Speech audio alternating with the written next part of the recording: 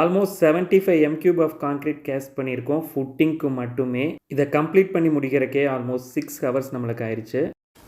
கோவை சூலூரில் நாம் இனிஷியேட் பண்ணியிருக்க silk +2 floors இருக்கிற அப்பார்ட்மெண்ட்கான ஃபுட்டிங் கான்க்ரீட் இன்றைக்கி பிளான் பண்ணியிருக்கோம்.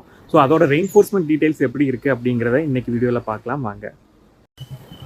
இந்த பர்டிகுலர் ப்ராஜெக்டில் நம்மளுக்கு 24 நம்பர் ஆஃப் காலம்ஸ் இருக்குது. 7 டைப்ஸ் ஆஃப் ஃபுட்டிங்ஸ் நம்ம ப்ரொவைட் பண்ணியிருக்கோம். ஃபுட்டிங்கில் வர்ற மொமெண்ட்டை நியூட்ரலைஸ் பண்ணுறதுக்காக ஸ்ட்ராப் பீம்ஸ் வந்து தேவையான இடங்களில் நம்ம கொடுத்துருக்கோம். காலம் டு காலம் கனெக்ட் பண்ணியிருக்க இந்த பர்டிகுலர் ஸ்ட்ராப் பீமோட வித் 9 inch இருக்குது. டெப்த் ஆல்மோஸ்ட் 2.5 feet இருக்குது.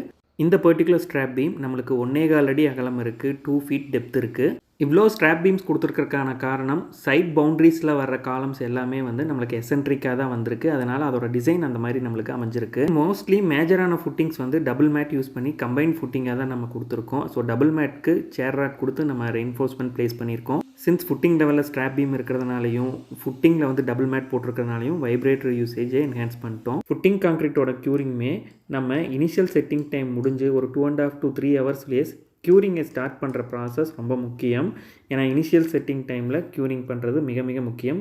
ஸோ தட் அது மேலே சர்ஃபேஸில் ஃபார்ம் ஆகிற கிராக்ஸை நம்ம அவாய்ட் பண்ணிக்க முடியும். அடுத்த வீடியோஸில் பேசலாம். நன்றி.